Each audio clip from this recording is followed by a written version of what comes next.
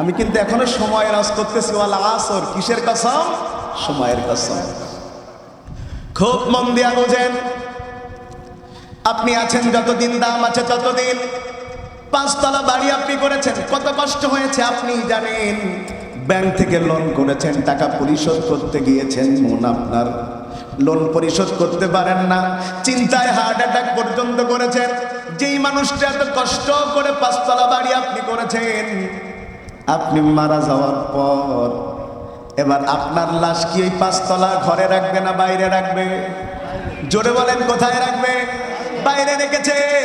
রাখবার পরে আত্মীয় স্বজন আপনারে ঘিরে ধরে রেখেছে। হঠাৎ করে বৃষ্টি চলে এসেছে, বৃষ্টি, আহারে আপনার পাশে বসা যেই ছেলেটা কাঁদছিল সেও ঘরে চলে গেছে, আপনার স্ত্রী কাঁদছিল সেও ঘরে চলে গেছে, আপনার যে ভাই সেও ঘরে চলে গেছে। সবাই বলছে সবাই ঘরে যাও, লাশটাকে ঘরে তুলো। কেউ এই কথা বলে না, বরং বলে একটা পলিথিন দিয়া ওই লাশের খাটিয়াটাকে তুমি ঢেকে রাখো। বান্দারের সময়ের কি দাম, বান্দারের জীবনের কি দাম। মরার আগ পর্যন্ত তুমি কারোর ভাই ছিলা, মরার আগ পর্যন্ত তুমি কারোর বাবা ছিলা, চাচা ছিলা। আজকে তুমি মরে গেছো, তোমার একটাই পরিচয়, তুমি লাশ। কথা বলছেন না কেন? একটাই পরিচয়, তুমি লাশ। তুমি মেম্বার ছিলা, তুমি চেয়ারম্যান ছিলা, তুমি এমপি ছিলা, তুমি প্রধানমন্ত্রী ছিলা। এটা কেউ বলে না, বলে না যে প্রধানমন্ত্রীকে কবরে নামাও, বলে যে লাশটাকে কবরে নামাও। মানুষ জীবনের তো কোনো দাম নাই, কোনো দাম নাই, কিন্তু সময়ের দাম আছে, সময়ের দাম আছে। বুঝেন সময়ের দাম আছে কেমনে? ভাই আপনাদের কষ্ট হচ্ছে না তো?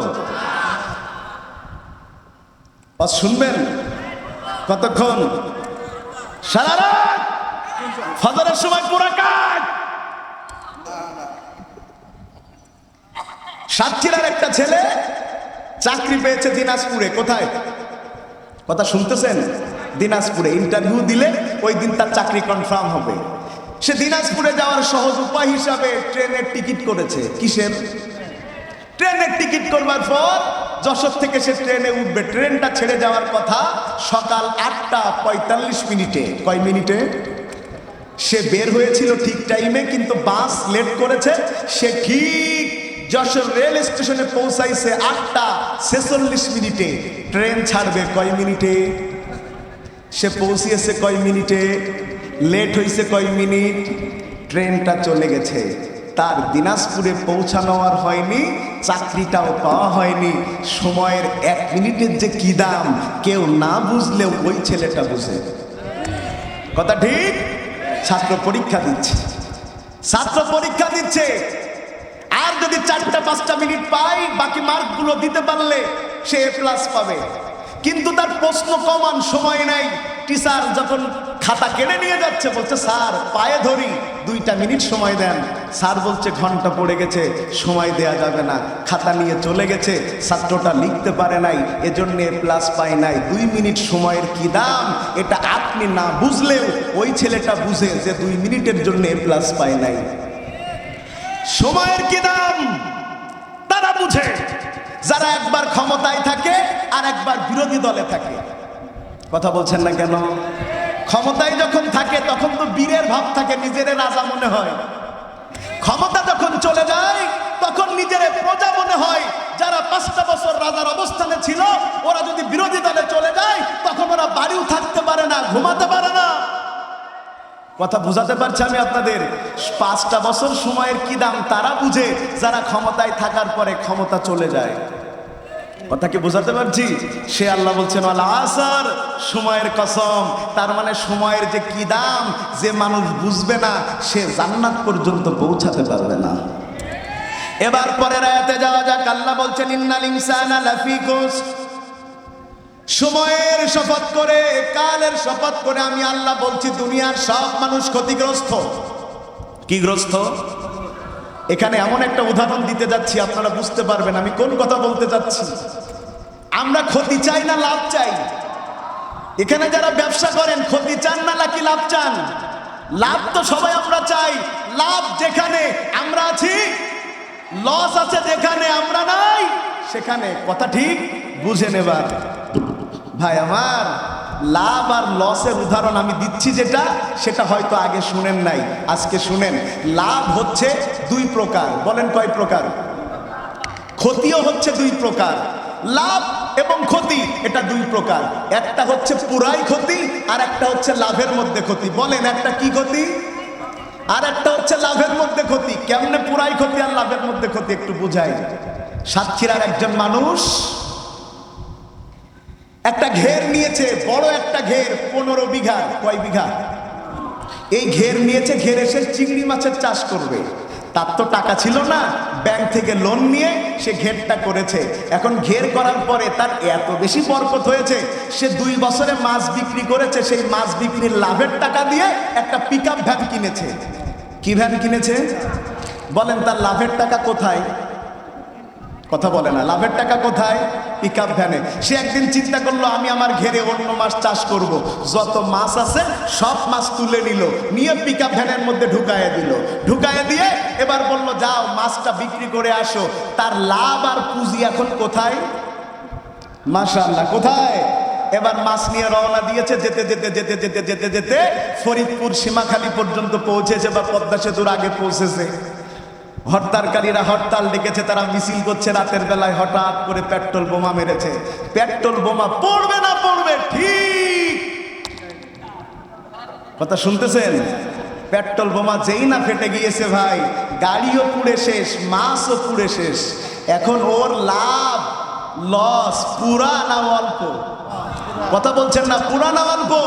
2 বছরের পরিশ্রম শেষ হয়ে গিয়েছে, লাভের পিকআপ ভ্যান শেষ হয়ে গিয়েছে। তারপরে যত মাছ ছিল পুঁজি সেগুলো তুলে নিয়েছে, শেষ হয়ে গেছে।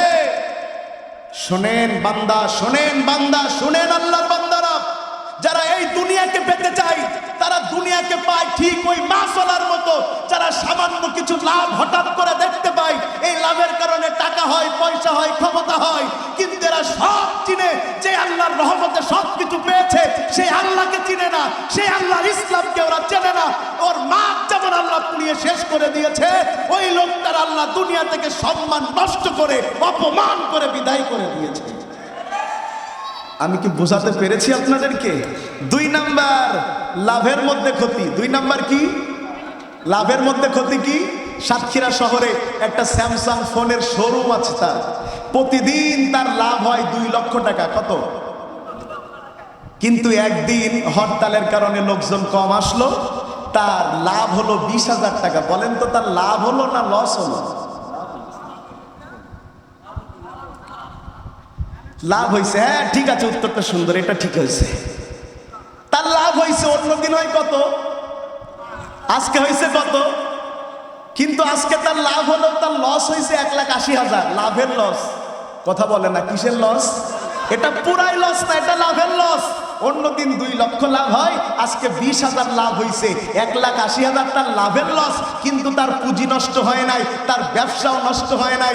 শুনেন আল্লাহর বান্দারা, শুনেন আল্লাহর বান্দারা, এই দুনিয়াতে যারা আল্লাহকে চিনেছে, এই দুনিয়াতে যারা দ্বীনকে চিনেছে, এই দুনিয়াতে যারা ইকামতে দ্বীনের কাজ করতে গিয়েছে, হয়তোবা এই কারণে তারা ক্ষতিগ্রস্ত হয়েছে, বাড়িঘর ছাড়া হয়েছে, চাকরি ছাড়া হয়েছে, কিন্তু আল্লাহ বলছেন তার পুরাই ক্ষতি হয় নাই, আগের চাইতে সম্মান বেড়ে গিয়েছে, জান্নাতে যাবার মতো উপযুক্ত বান্দা হিসাবে গড়ে উঠেছে।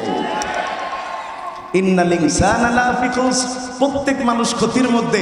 তবে সব ক্ষতি একরকম ক্ষতি না, কারোর পুরাই ক্ষতি আর কারোর লাভের মধ্যে ক্ষতি। কথা কি বোঝাতে পারছি আমি আপনাদেরকে? জি। এরপরে আল্লাহ বলছেন ইল্লাল্লাযীনা আমানু ওয়া আমিলুস সালিহাত ওয়া তাওয়াসাউ বিল হাক্কি ওয়া তাওয়াসাউ বিস সাবর। তবে সবাই ক্ষতিগ্রস্তের মধ্যে অন্তর্ভুক্ত হলেও 4 শ্রেণীর মানুষ ক্ষতি থেকে বেঁচে যাবে। জোরে বলেন কয় শ্রেণী? একটু জোরে বলেন কয় শ্রেণী? সবাই ক্ষতির মধ্যে পড়লেও 4 শ্রেণীর মানুষ ক্ষতি থেকে বেঁচে যাবে। আপনারা ক্ষতিতে থাকতে চান না ক্ষতি থেকে বাঁচতে চান? হাত তুলে বলেন, ক্ষতি চান না লাভ চান? পিছনের ভাইরা সবাই মিলে বলেন, ক্ষতি চান না লাভ চান? ক্ষতি থেকে বাঁচবে তারা 4টা আমল করবে তারা। কয়টা? আরো জোরে, জোর হলো না, জোরসে বলেন। বাবা 4টা মার্কায় যদি কেউ ভোটে দাঁড়ায় তো সে তো খুশি হয়ে আমার 1 লাখ টাকা দিত। যে জোরে আপনারা স্লোগান দিয়েছেন, কি বলেন আপনারা? ঠিক আছে, মাশাআল্লাহ। কয়টা আমল করা লাগবে? জোরে বলেন, কয়টা আমল? 4টা। ইল্লাল্লাযীনা আমানু, ওই ক্ষতি থেকে বেঁচে যাবে প্রথম তারা, এই দুনিয়াতে ঈমান এনেছে যারা। সুবহানাল্লাহ কয় না কা? জোরে বলেন সুবহানাল্লাহ। এখানে যারা আছি আমরা ঈমানদার না বেঈমান? হাত তুলে বলেন আমরা কি? আমরা বিশাল ঈমানদার, কিন্তু একটা চায়ের কাপে বিক্রি হয়ে যায়। কথা বলেন না কেন? আমরা বিশাল ঈমানদার, একটা চায়ের কাপে বিক্রি হয়ে যায়। বলবো, কথা বলবো। ওয়াজ করতে গিয়েছি কয়রায় 16 সালে।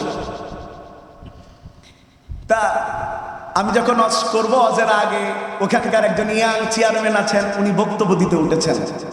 তো উনি বক্তব্য একটু লম্বা করে ফেলেছেন, প্রায় 25 মিনিট। কত মিনিট? এক শ্রোতা বলে ফেলেছে, এত ভালো ভালো কথা বলে কি হবে, আমাদের তো ওই কাঠটা ঠিকঠাক দেন না। শুনতেছেন কথা? পাশে একজন বলে ফেলেছে, চুরি করে কুল পায় না, দেবে কখন? এ শুনতেছেন কথা? শুনতেছেন? ইয়া